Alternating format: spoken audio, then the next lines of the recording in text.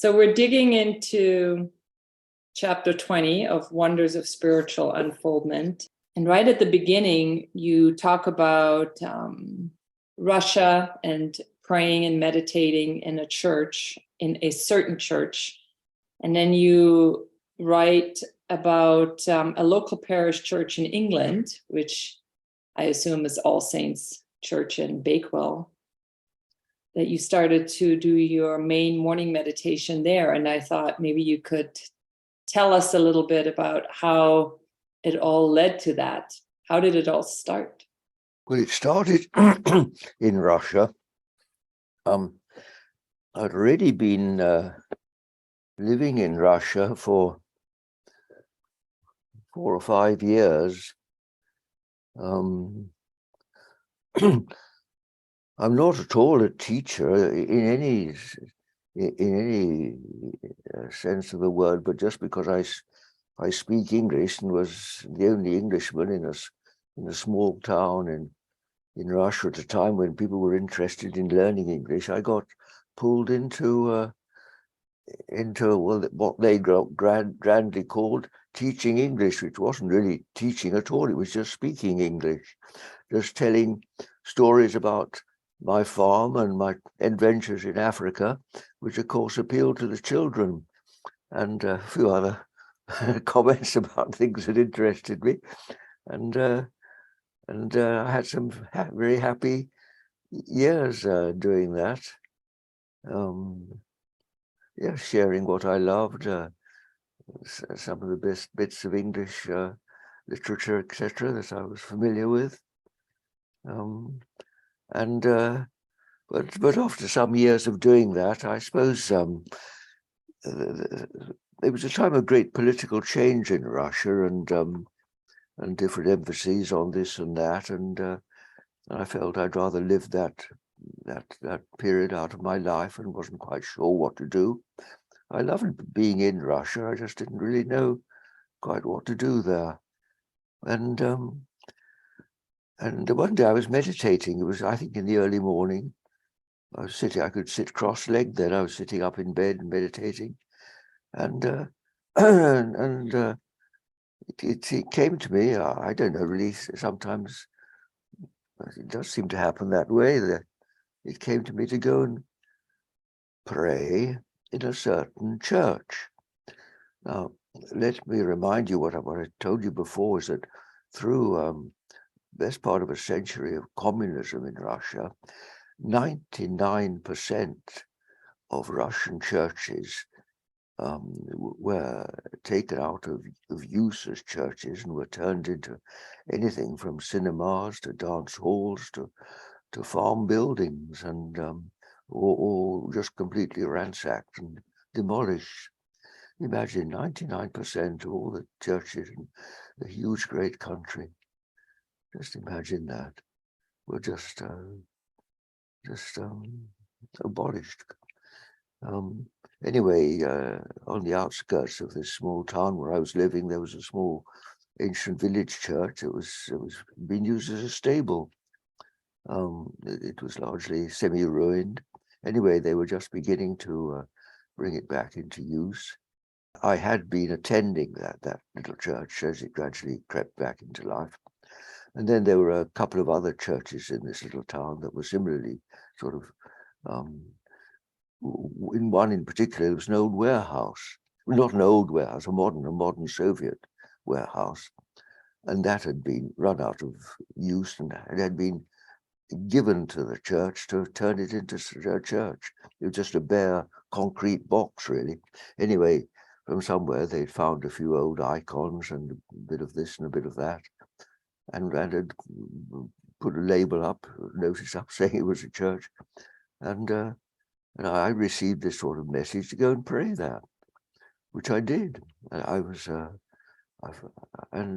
absolutely thrilled to receive what I felt was an instruction. God knows where it came from. I've no idea. There was no voice or anything I heard. It just came into my mind. I remember the joy which filled me, that of being given something that I knew about and that I loved, which really I wanted to do more than anything else. more than any other occupation that the world offered me. So with absolute joy, I'd walk a couple of miles or so through the woods and bit of built up area to the other side of this little town, and just stand in a corner and pray, because the Russians usually pray standing up. That's the way it's done there. And that's what I did. I pray for an hour or two every morning, a couple of hours, I think. I'd stand there, say the Jesus prayer before the icons. And I loved it, and I just did that.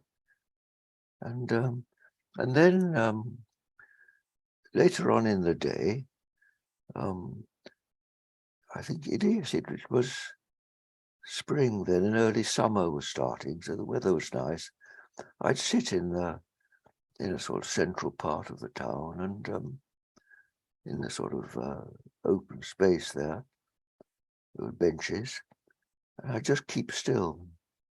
I'd just be present, absolutely present, listen and look, feet on the ground, listen and look.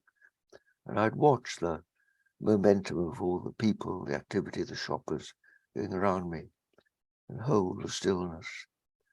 And that's also filled me with a sense of doing really the most important thing I could possibly do.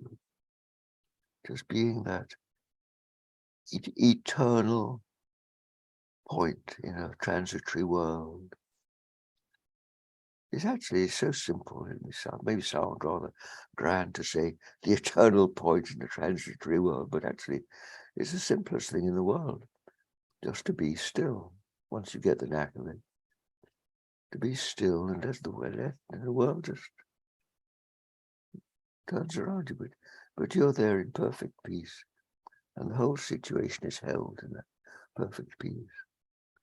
So that's what I did for some months, and then time came to return to England, and so I went up to our local church and started doing the same thing there.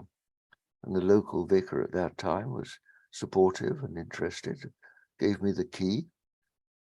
That was, believe it or not, 26 years ago. I've been doing it ever since. And this is what I consider my work.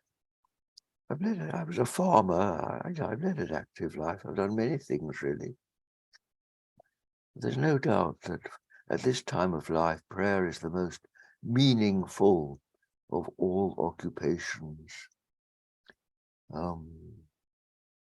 When I say prayer, I don't use words. I just, I may sometimes say the Jesus prayer a few times, but it's really, it's total submission. It's really doing this, as I often demonstrate, but with my entire being, with everything, with my mind, my emotions, and above all, my heart. It's complete self-abandonment. That's a phrase I like. That's what I understand by prayer. Self-abandonment to what? Well, you can call it God, whatever God is. It's the less of me, the less of John, the more of this, you see. And this is beautifully described as almighty and most merciful. There's no greater power in this world than this infinite, completely unlimited power, way beyond electricity. This is a sort of, in a way, electricity is a sort of lower. Nobody really knows what electricity is, do they? Even less do we know what this almighty power is. But if you think of the radiance of the sun, you see, this is spiritual radiance. This is spiritual sunshine, which is well described as almighty. Almighty. Just think of that wonderful word, all might, power and might, the mightiness of it, how vast it is. the whole of this universe is lost in its mightiness, in its infinite might. Beyond anything that can be measured, beyond measure, beyond conception. And those who dip in deeply into it realize that this is the ultimate mercy, which never condemns, is total acceptance. And even now at the end of my life, I've lost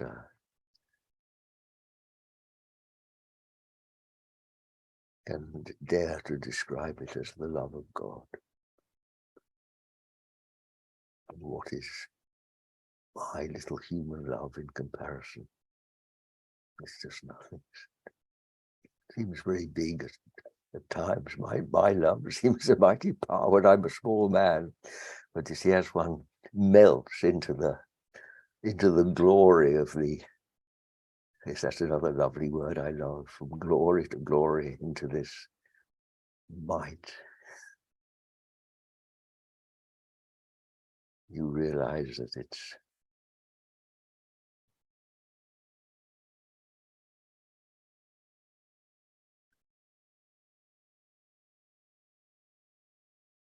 yeah, comes from lost for words, and can't really say much more about it, can I? But what keeps me going? It's life. It's what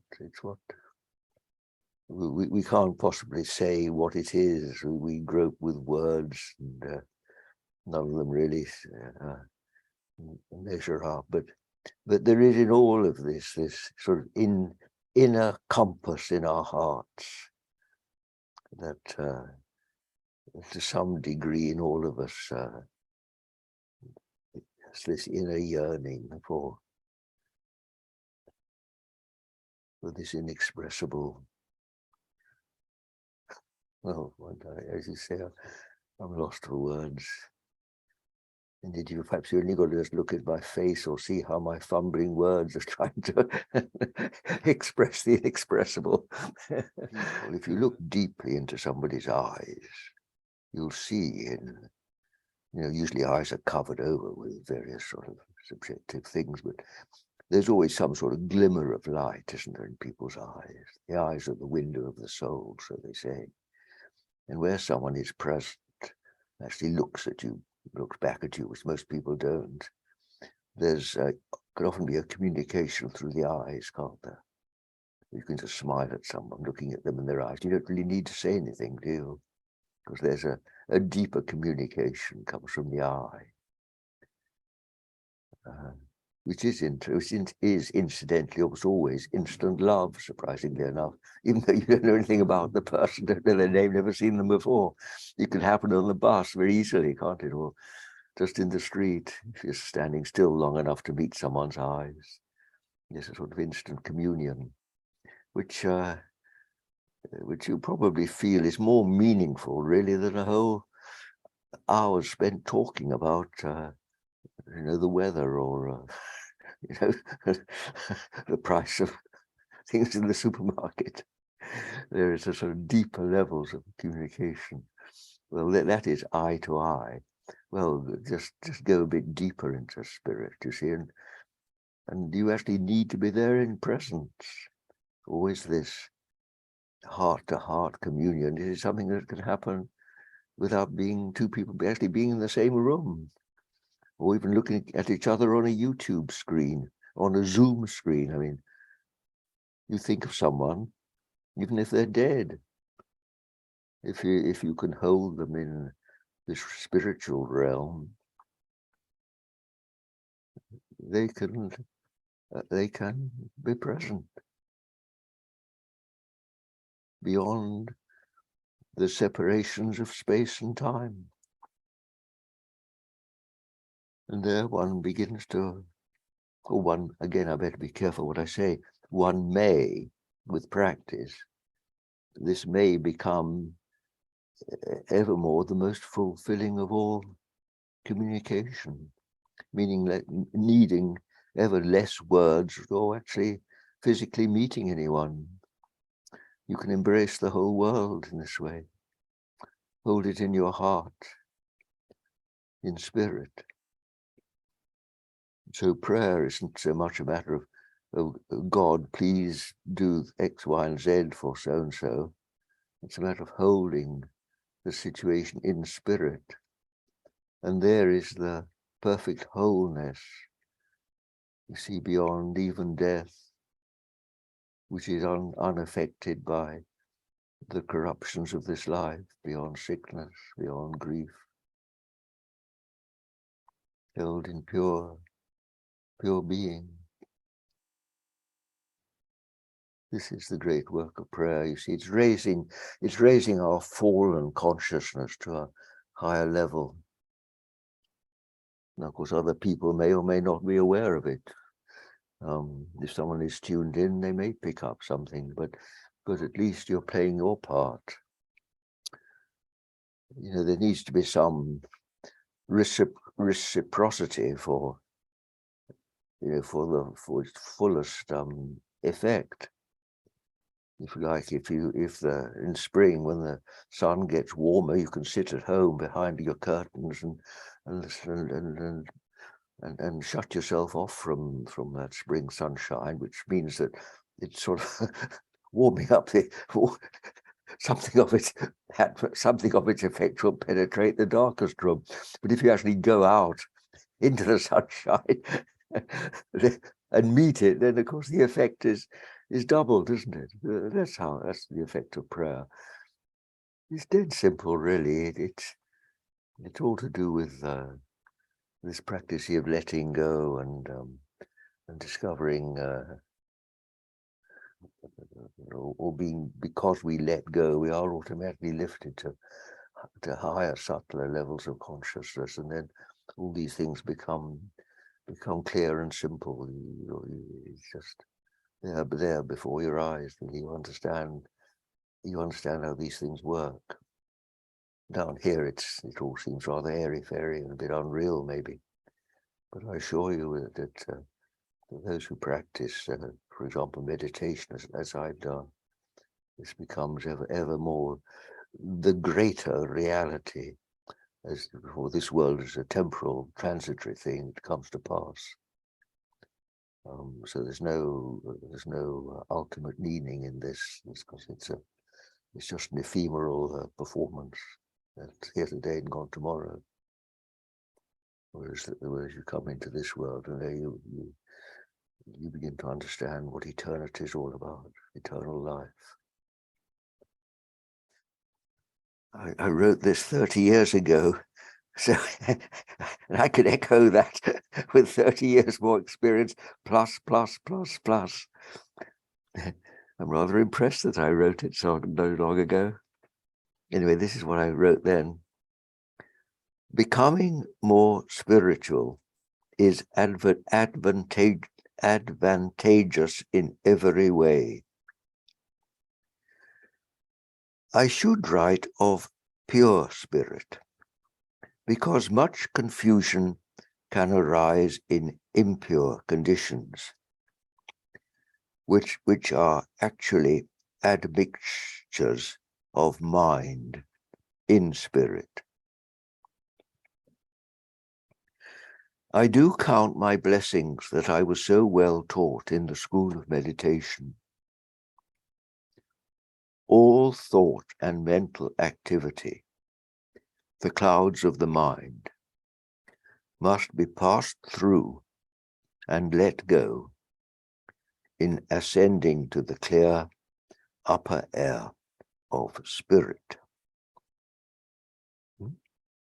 The last sentence of this, what I've just read, that all thought and mental activity, the clouds of the mind, must be passed through and let go in ascending to the clear upper air of spirit. Well, yes, that is correct, but I think I might add now, I think we rather overestimate, at least in the later stages of spiritual work, how much we can actually do In fact, I'm not sure that we can really do anything very much in terms of passing through the mind to the spirit. Of course, if you meditate with a mantra, as I often might compare it to mantra, it's rather like a little aeroplane taking you through the clouds of the mind into the upper air beyond. Well, that's right, as far as an aeroplane can go. But you see, where does the clear upper air of spirit end? Can any aeroplane actually go up there? Can even the most powerful space ship do more than play around in the shallows of space? It's infinite, isn't it? So there's a very important chapter in the part of the Bible where it says we are saved by grace. Is the radiance coming from highest consciousness, from God. This radiance is magnetic, and this is what the compass in our heart responds to. You see. Now, it's well written. God calls us. You see, we are drawn, we are taken, we are saved by grace. You see, there's a push from ourselves, a little mini childish effort. Just think of it, a little child running to its parent, you see.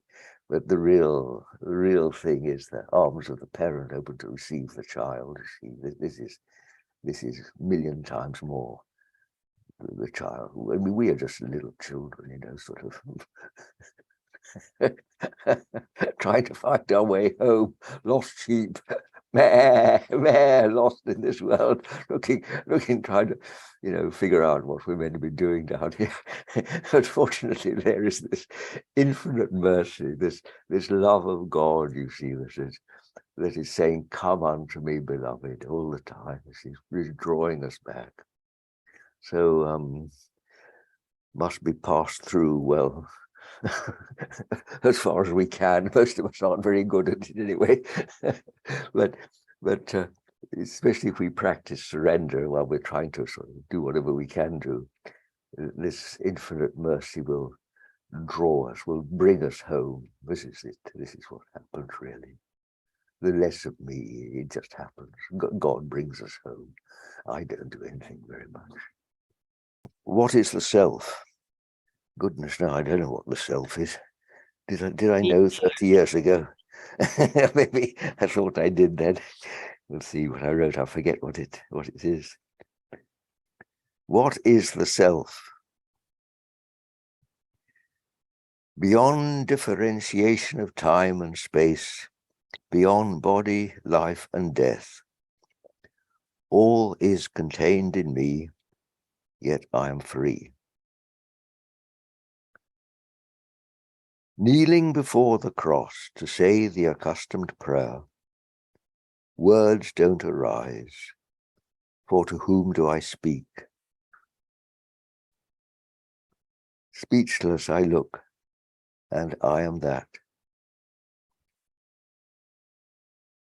Self-luminous, but without attributes. Desireless, needless, completely self-contained. Before me, worlds arise and dissolve in their own time scales, yet I am free.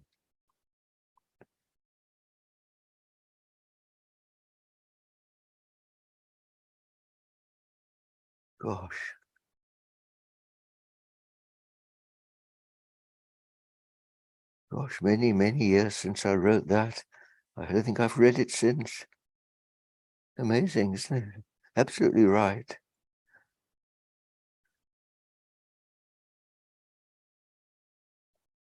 The amazing thing is that one can, this is not, by the way, this is what may I just divert for a minute, just to explain that people endlessly think that this book is a collection of my thoughts. But I assure you that what I've just read is nothing to do with thinking. It's the description of what is an insight. It is a window of realization. It's nothing to do with thinking. It's like me describing the objects on my table. It's not a thought, it's a description of what happens when in meditation it opens up and you see it, and you just write down what's there. But the amazing thing is that I must have had thousands of these sort of insights, but we have it, you see it, and then a few minutes, and next day, you fall back down again. You're back in the world, and you've 99% forgotten it. What was so real that I wrote it down like that, and 30 years later I read it, and it's as real as it was when I wrote it down. The amazing thing is that in our spiritual progress, we take a step, we see something, and then whoomph, down we go again. And this happens over and over and over and over again, as far as I know, until your dying day. And so this is why persistent work is so important. Keep practice. As the old saying is, practice makes perfect. Keep on doing it, and gradually, we let go our grip on this lower world, and we become more and more accustomed to what I've just read, until this actually outweighs the other in the balance, and this becomes more real, and the other begins to die out. That's what happens. So my friends, don't read, if you read this and you think, I know, I'm self-realized, ha. Well, look at the author, my dear. The author can still fall down 30 years later. So take on board what you can, but keep practicing, because you've got to realize it for yourself. You can't really take somebody else's experience. But these, what I write, hopefully will encourage anybody else that's interested, and perhaps sort of offer whatever you can get from somebody else's experience, but we each have to experience it for ourselves. Then it becomes real. I so appreciate you saying that, John. I think, at least my own personal experience, we can think our way to higher consciousness, and yes, we do. Yes, coming back to stillness is so helpful. You even write on page 179, mind cannot see the mind, so can never really understand, but from beyond one sees how it works. So this is, I think, one of our struggles. We think we can think our way there. Yes, we do. Yes, indeed. Yes, we certainly do. Yes, somehow along the way, I've learned to really distrust my thoughts. My mind's fairly accustomed now to not to say, I think. But if you listen to people's conversation, it's one of the most common phrases, isn't it? People will talk about, I think this, I think the government ought to do X, Y, Z. Whereas I've almost stopped that habit now. I don't trust my thoughts. They're wobbly, to say the least. And there's a higher reality, which is really the one to trust. What's that higher reality? Well, call it what you will, call it God. Or experience is something that is much more trustworthy than thought. John, would you mind wrapping up this call with reading the everyday prayer to us that is I don't know if you translated it from, I assume I did. Russian, on page 179. It's on the bottom. I thought that would be a nice way to end this recording. Yes, it's a lovely prayer, isn't it? Yes. Yes, during the Russian period of my life, I did use Russian prayers. I learned to speak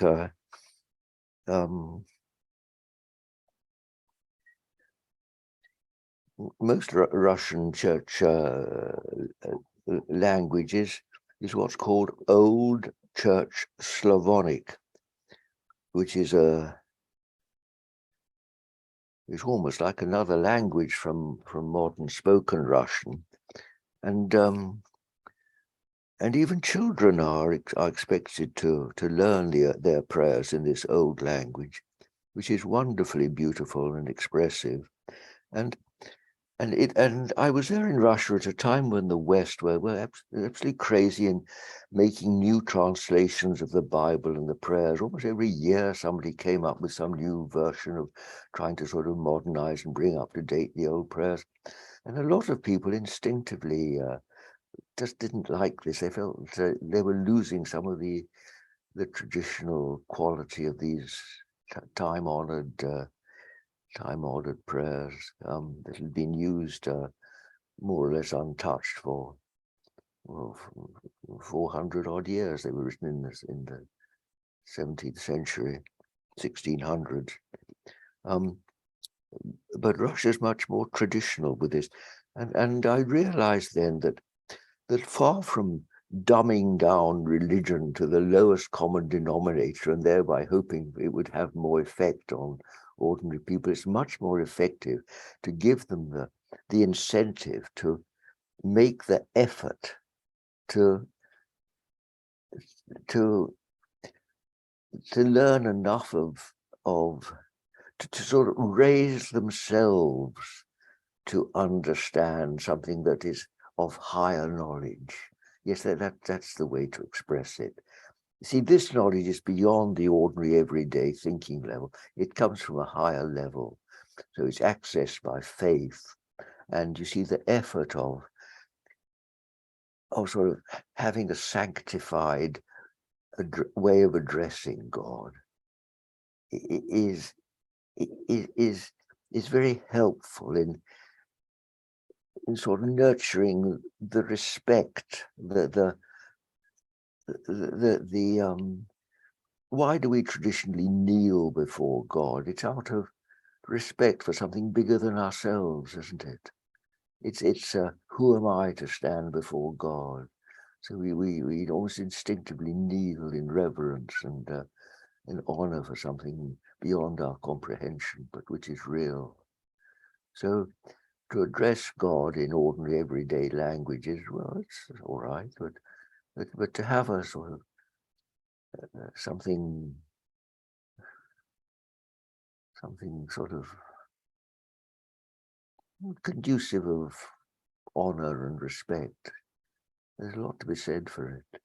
So I really fell in love with this old Church Slavonic language, and I remember working translating this. This one is attributed to a man known as Saint Philaret. Lord, I know not what to ask. You alone know what's needed. You love me more than I could ever love myself. You see what I do not. Father, give your servant that which I am unable to pray for. I seek neither cross nor comfort, but only stand before you with my open heart laid bare. See and do with me according to your will. Strike down or heal, lay low or raise me high. Silent reverent, unknowingly, before your holy will.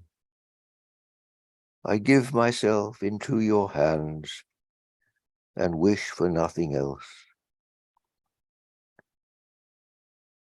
Teach me to pray. You pray yourself in me.